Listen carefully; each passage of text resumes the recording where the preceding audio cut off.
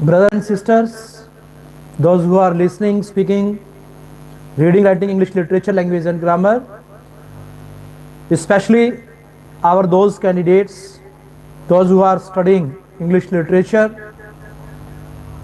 Earlier we have discussed 19th and 20th century period in English literature. Basically, this period is known as the period of industrial revolution in the whole world. So the all poets, dramatists, novelists, historians, whatsoever they have written, they were totally influenced by this revolution, and by the increase in industrialization, industries, it brought exploitation, injustice among the various people. So there was atrocities, injustices and exploitations of our lower class people and middle class people. Later on in 20th century, we read that there was the climax and culmination of exploitation in the form of First World War from 1914 to 18, Second World War from 1938 to 1945. So the age of Hardy, we start from 1887 to 1928. If we analyze and observe this period in the Indian history, in the phase of Indian history, we find that it was the time of the establishment of Congress in 1885. Just after 2 years of this time, the age of Hardy, we study in English literature. Epilogue to the Victorian age. If the first jubilee of Queen Victoria in 1887 is taken as a convenient landmark to denote the virtual end of the age of Tennyson, the remaining 14 years of the Queen's reign may be regarded as a sinus corridor leading to the new century. Dear friends, earlier we have studied Victorian age. In this age, Alfred Lord Tennyson, Matthew Arnold and Robert Browning, those who wrote very important poems in English literature, they described the age of Queen Victoria, which was the golden period in English literature. Queen Victoria, who came at the throne in 1837, and we study the Victorian age from 1850 to 1900 period. So this time was very crucial time because of the compromission. As we read that there was the height of science and height of religion. After that, religion and science compromised each other, and they wrote such type of literature which was based upon the compromission. Likely that in the end of this 19th century, we study the age of Hardy. In the phase of this Indian history, we study there was also the 1857 battle against English people, which was firstly started by Indians against English people. Later on, we study very important birth year of 1869. It was the time of the birth of Mahatma Gandhi and Swami Vivekananda. So this was the exactly time of establishment of the Congress, just after 2 years, 1887 to 1928. At the death of the Tennyson in 1892, no dominant personality remained to interpret the sentiments of the British nation or to represent its general voice in melodious aphorisms. Dear friends, as we study Gandhism in history from 1914 to 47, likely that Alfred Lord Tennyson, who born in 1809, just in the beginning of the 19th century period, and later on up to 1892, we study it was the time of Alfred Lord Tennyson. So this age can be branded and labeled as Tennyson's age. Soon, indeed, there was no general voice to represent, for Browning's idea of human diversity and complexity attracted the younger generation more than Tennyson's desire to suggest a grand simplicity and unity of purpose throughout creation. The old hope in the ultimate discovery of one universal truth gave place to the disturbing contemplation of an endless series of competing truths. Everyone was running after looking, after searching, after running behind, searching the truth. Everyone thought it was to find the truth, and where is the place for them to stand. Every person in this Victorian age was free to write about their religion and about their science. So in this present time, our present Prime Minister Narendra Modi ji is providing us the plentiful time to our youngsters to use the science and technology in our manufacturing sector for promoting our India and for providing the leadership to the worldly people. It is very necessary to be scientific and technical in the different streams of science and technology that can bring revolutionary and visionary change by reoperating, reforming, regenerating and recreating the history of our Indian motherland. Dogma was dead, means in this time it was the ending of the dogmas. Orthodoxy, dogmas, fanaticism, it was being ended at that time. With this change of outlook, the apparently solid foundations which had sustained the Victorian age began to crumble. As we study, before this Victorian age, there was the Romantic age from 1798 to 1837. We study this age as the Romantic age in English literature. In this age, William Wordsworth and S.T. Coleridge, both they worked well, and their aim was to create the feelings, emotions and passions that was running in the people.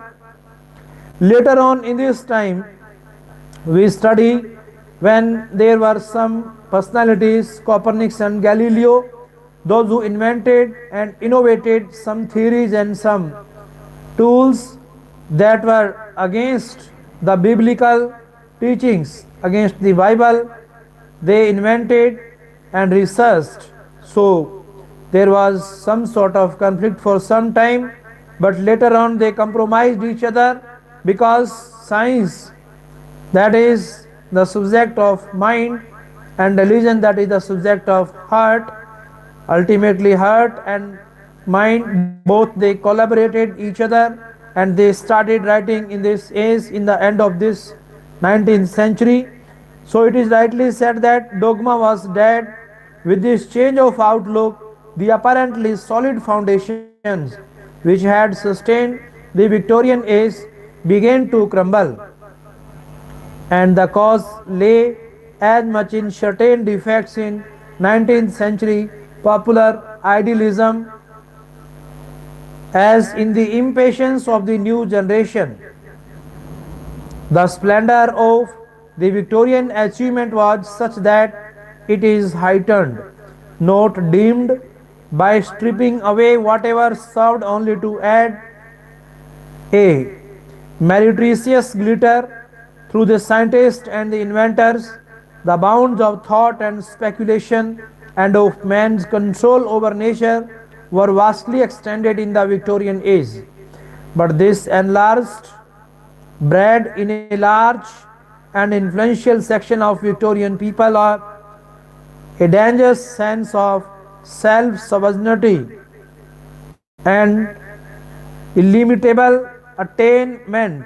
Queen Victoria's Diamond Jubilee in 1897 was as proud a display of pregnancy and magniloquence as any that modern man has permitted himself to give, and in some later reading of history, the jubilee rites of that summer may seem to be the point at which the prosperity and assurance of the Victorian age began to pale toward their decline, while the period was at high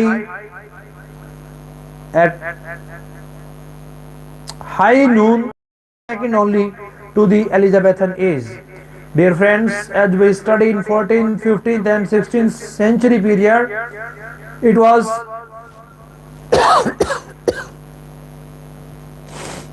the age of Elizabeth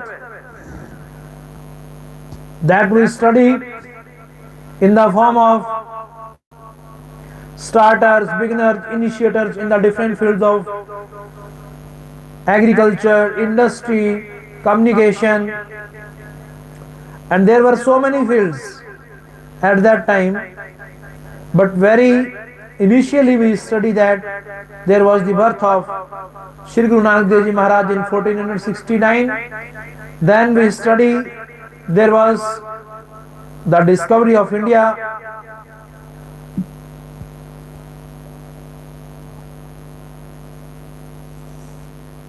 In 1498,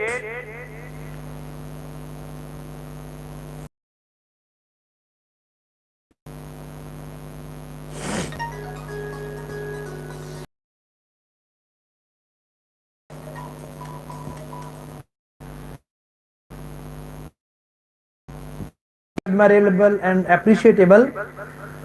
Dear friends, as you are listening, now we are praising and admiring the presence of Shri Guru Nanak Dev Ji Maharaj, who born in 1469, and there was the discovery of India in 1498 by Vasco da Gama. Later on we study in 16th century there was the entrance of the East India Company in India in Delhi. Later on we study birth of William Shakespeare in 1564. So these years and ages were very important time in the form of inventors, innovators, starters, beginners and initiators. Likely that our India is also one of them starters. Presently, our President Mr. Modi ji is efforting well for starting the different initiations, steps in the field of science, technology, commerce, arts and engineering. In every field they are working initially. Likely that it was the starting of the Elizabethan age with the starting of the new discoveries, new courses, new religion, new caste, new everything new. That was the period we study in English literature, the Renaissance period. Later on we study Reformation period. After this Reformation period we study there is the Restoration period, Puritan age, and then we study very importantly Romantic age. So there are some of the classifications that we study in English literature. These are very important to understand deeply our English literature. Preparing themselves for appearing in net SLAT examination of English literature, language and grammar. It will help them in understand each and everything about English. Dear friends, great man is periodic. It makes exhausting demands upon human energy and must be followed by periods of relaxation in which the general stature of genius is diminished. In such periods, any main current of tendency in literature and ideas can rarely be distinguished. The little geniuses have commonly no intelligent regard for the uses of tradition. They either imitate slavishly, they either imitate slavishly or revolt arrogantly, nor have they themselves the power to create a new tradition. Such a period and such a group of little genius followed the age of Tennyson, and though for the purposes of the present chapter, the 40 years between 1887 and 1928 are called the age of Hardy. This is not intended to suggest that Hardy was in any special sense a spiritual or intellectual director during that time. He was much admired by his juniors as a man of outstanding and exceptional genius, but he was no modernist. Dear friends, we study 19th and 20th century period as the period of revolution in industrialization, so that consequently every writer, novelist, dramatist like Thomas Hardy was also influenced by that deplorable and miserable condition of our lower class and middle class society. So likely that he wrote many type of writings that were beneficial for the readers, for providing them sympathy, compassion, humanity and humility. The 18 and 90s, from beginning to end, the great Victorian writers devoted themselves to a literature of purpose. In the last decade of the century, a new group of authors and artists set out to demonstrate that a new group of authors and artists set out to demonstrate that all art is useless in the sense of being free from allegiance to ideas of morality and standards of conduct. Oscar Wilde, 1856 to 1900, the foremost of this group, was attracted by the theories of Walter Pater, who was surprised and reluctant found himself adopted as the mentor of the aesthetic movement. Pater's final essay in the Renaissance had suggested a tentative philosophy of life arising from the cultivation of movements of exquisite passion.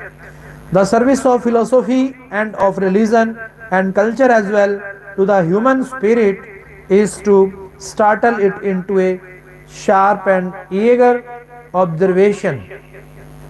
Every moment, some form grows perfect in hand or face. Some tone on the hills or sea is choicer than the rest. Some mood of passion or insight or intellectual excitement is irresistibly real and attractive for us, for that moment only, not the fruit of experience, but experience itself is the end. Dear friends, today in this present time you are listening the very remarkable and meaningful speech from our President President Modi ji. In his words that experiment to experience, it is greatly required for our scientific researchers, for all the personalities, those who are busy in doing research in the different universities in India and abroad, in Edinburgh, Pennsylvania, Oxford, Cambridge, In the different universities of the world, those who are doing and busy in doing research, dear friends, they must keep in themselves that they are to be well learnt, and they must have to across the journey from lab to land, from global to grassroots, from experiment to experience. So these words, vocab and experiences of our present Prime Minister is really praiseworthy, admirable from the understanding point of view, from the research point of view today, that is greatly required for the regenerate, reoperate and reform our society more valuable and to generate as a leaders of the world. So dear friends, what is the dream of our present Prime Minister Narendra Modi ji? That is really mind blowing and outstanding, amazing. Word falls short in praising of such personalities, because if science or technology will be on the ground in the society and the community, if it will be applied and interpreted and implemented on every common man of our society, then definitely our India can grow. How our nation cannot grow? Not the fruit of experience, but experience itself is the end. The theory or idea or system which requires of us the sacrifice of any part of this experience in consideration of some interest into which we cannot enter, or some abstract morality we have not identified with ourselves, or what is only conventional has no real claim upon us. To Peter himself, cloistered in scholarly calm, this amounted to little more than an interesting intellectual conception. But when put into living practice by the young decadents of the 90s, it developed into the pursuit of pure sensation, divorced from moral control. Sinister rumors gathering around wild led to the arrest and trial of this brilliant poseur, who was sent in 1895 to Reading Gaol for 2 years. Thereafter, he was variously represented as a satire and as a martyr, and the controversy prevented a balanced appreciation of his work. It is now possible to see him in a clear light and to recognize that his flashing wit, his penetrating paradoxes, and his gay audacity remain as simultaneous, as illuminating, and as entertaining in our own time as they were at first. His elaborately decorated style has for the most part worn well. If there is perceptible tarnish, it is in patches only. There is still pleasure to be had from the polished and jeweled prose.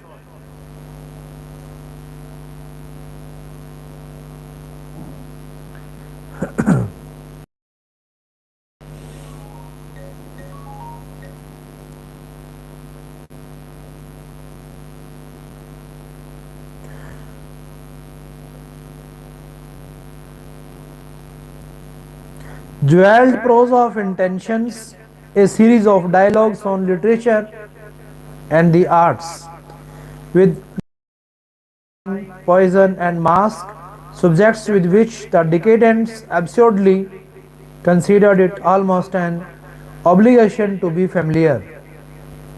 While it was more than a display of verbal gymnastics, it often crystallized into a memorable phrase, some truth or some serviceable critical judgment, which a pedestrian or a pedantic style would obscure in a mist of words. Even when his wit was exercised playfully, it left a lasting mark, as in the importance of being earnest, a comedy of manners on a level with Sheridan's best, the fairy tales. The Happy Prince and others are blemished by the sophistication and heavy lidded word weariness apparent below. Their surface simplicity, and among the poems few are free from a suggestion of musty tinselled bedragglement that sometime that something of Byron which lived in wild prevents the most intimate display of his bleeding heart from carrying the conviction of sincerity rightly demanded from a testament of suffering. D. Prophetess Wilde's Apologia and the Ballad of Reading Ghoul are affecting but nothing more. Neither touches the depths, always a deliberate and calculating artificers. The depths Oscar Wilde was incapable of absolute sincerity and simplicity. He was always posturing, even in his agony. The best qualities of the decadents and the worst were personified in Wilde and illustrated by his work. It would be superfluous in this brief survey to speak in detail of other members of the group, though several more or less closely associated need to be mentioned. Aubrey Beardsley 1872 298 and Charles Conder from 1868 to 1909, without whose drawings and paintings the 1890s would lose a striking part of its typical character. Arthur Simmons 1865 to 1945, whose early poems employed the decor of the town and celebrated the hectic passions of the streets using a symbolistic style based on modern French poetry. Ernest Dowson 1867 to 1900, equally hectic, and Lionel Johnson 1867 to 1902, a true poet on the fringe of the decadence movement but free from its hotter extravagances. John Davidson 1857 to 1909 vented a defiantly introspective nature in a sequence of four long poems ending with the Testament of John Davidson, which seemed in the opening years of the 20th century to give him rank as a poet of some philosophical importance. Seen from a distance in time, however, his testament display less deep thought than feverish personal preoccupation. And Davidson is now little remembered for a few lyrics in the anthologies. Two periodicals, the Yellow Book 1894 to 97 and the Savoy 1896, were founded for the publication of writings and pictures in the mode of the 90s. These magazines should be referred to by those who wish to understand the foibles of the period and to capture some breath of its spirit. In later numbers, the Yellow Book became less and less the organs of a coterie and drew into its list of contributors many writers who achieved wider distinction in the next decade. Thomas Hardy, some exploration of the literary hothouse of the 90s was necessary before turning to Hardy, since it is in the works of the decadents that the chief signs of an organized anti-Victorian movement are seen. But no revolt comes without some preceding sounds of discontent.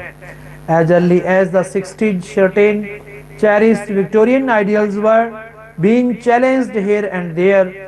In Hardy's work, there was from the beginning an implied with current conventions as there was also in Samuel Butler's Arrowhon 1872, and more especially in his The Way of All Flesh. For the next 20 years, however, these were to be lonely voices. Except London, during young manhood, Thomas Hardy passed his life near Dorchester, close to which he was born in 1840 and died in 1928. Early training as an architect gave him an intimate knowledge of local churches, utilized to advantage in his writings and in other ways. Also, his personal experience was bound up with the people and customs, the movements and institutions of Dorset and contiguous counties of southwestern England, which he placed permanently on the literary map by the ancient name Wessex. As a writer, Hardy was a living paradox, a natural poet. Much of his poetry is nevertheless in prose. He had the poet's largeness, minuteness, and intensity of vision, a threefold faculty displayed throughout his novels. Yet, among his hundreds of typical lyrical poems, hardly a score are free from grating harshness and pinchback angularity. The explanation of the paradox is that Hardy's genius was entirely sculpturesque. Given a granitic block of stubborn prose, he could chisel as a master and carve not only tremendously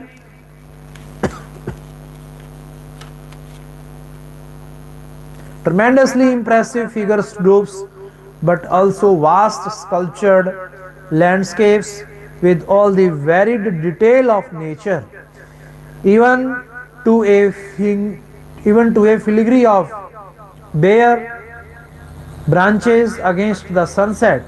But lyrics cannot be induced from granite chips, or if they are, only by some miracle as such as happened twice or thrice to Hardy and produced Tasse's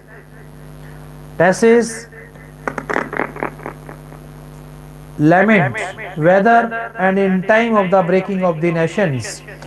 His emphasis upon the human tragedy is held in right proportion and prose and perspective in most of his novels, where it is balanced by the massivity of the scene and the unquenchable courage of the men and women. Scarcely more than twice did Hardy's skill in the novelist's craft desert him. The last chapter of Tess of the D'Urbervilles outraged the religious conscience of 1891. Today it offends the aesthetic conscience by its violation of our critical sense of order and imaginative sufficiency. There is a failure in artistry when an artist says more than exactly enough. Hardy had said enough in Tess before the beginning of the last chapter. As it stands, the novel is a masterpiece, but it is scared by an unhappy final stop. Jude the Obscure, the last novel, is more finally injured by ruthlessness. At no time are Shue and Jude permitted to escape the shadowing hand of malignant destiny. They are defeated and broken. Their lack of spiritual resilience, their crippling inability to do what many of Hardy's people do magnificently, stand erect and hit destiny full in the face, prevent Jude the Obscure from being the greatest of Hardy's novels. Its power is overwhelming, yet the power is so misdirected and dissipated that potential tragedy is distorted into dark madness. It was perhaps unfortunate that the manuscript of Hardy's first novel, never published, went to George Meredith. At that time, a publisher's reader, Meredith advised appears to have taken too literally. The manner in which thereafter he constructed his books led more than once a disregard of probability and overmuch trust in coincidence. His apparent mechanical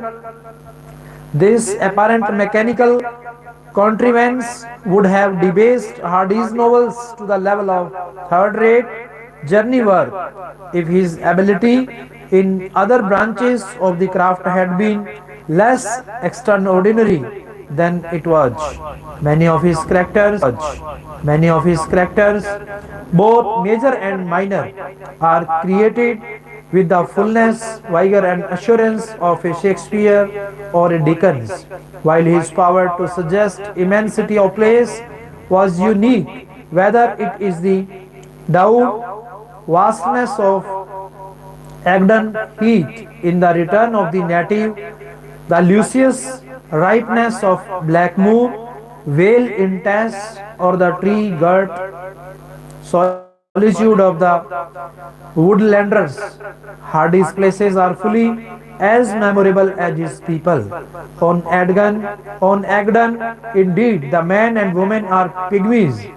The heath is itself the demon, molding and conditioning the lives of those who dwell upon it and who are part of its own life. In the use of tragedy, Hardy bears comparison with the great figures in world literature, and he falls short of their stature chiefly because he inclined to pursue his afflicted characters past the limits at which both art and mature are customarily satisfied to halt. In the use of pathos, however, he is unsurpassed. Is there anywhere in literature a finer delicacy, a more exquisite handling of sorrow than in the description of Tess's christening of her child by candlelight in the bedroom? Among other instances are Marty's South's lament over Gills at the close of the Woodlanders and the tragedy of the dog whose well-meaning Jill derives Gabriel Oak's flock to destruction far from the madding crowds. Hardy's novels and poems are throughout the work of a man painfully dissatisfied with the age in which he lived. He was homesick for the past of England before the strong roots of English manhood and womanhood had been overlaid by what seemed to Hardy a thin soil of finicking niceness miscalled education and culture. He distrusted modern civilization because he suspected that its effect was frequently to decivilize and weaken those to whom nature and old custom had given stout hearts, clear heads, and an enduring spirit. Ancient and modern are constantly at war in his books, where none is happy who has felt the alternating touch of school-bred refinement. Though Hardy's mind was shaped to some extent by the theories of later German philosophers, he thought gratefully of the simple paganism lingering on in Wessex beneath the Christian veneer. Wessex was still the old England. Its woods, its heaths, its barrows, its barons and byres. All these stood in memory of a noble antiquity, making mute protest against invading aggressive modernity.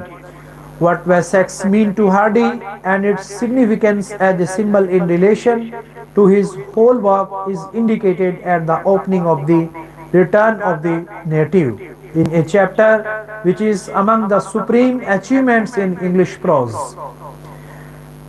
Resenting the animosity stirred by the Tess and Jude, Hardy abandoned novel writing in 1896 and at the age of nearly 60 resumed the practice of verse. interrupted 30 years before. Wessex poems 1898 included a few pieces dated earlier than 1870, and among these, Hap is a compressed preliminary statement of Hardy's unchanging idea of the ordering of the universe. That idea, expressed repeatedly in his poems, reached its final expression in the Dynasts, an epic drama of the Napoleonic Wars. Hardy held that there is no active intelligence, no just and loving God behind human destiny, but that creation is swayed by an unconscious mechanical force, sightless, dumb, mindless, and equally indifferent to either the sufferings or the joys of mankind.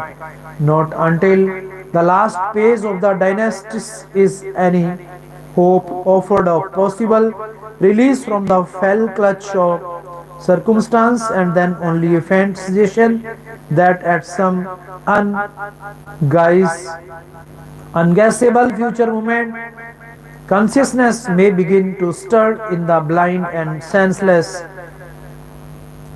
immanent will and inspire it to fashion all things fair.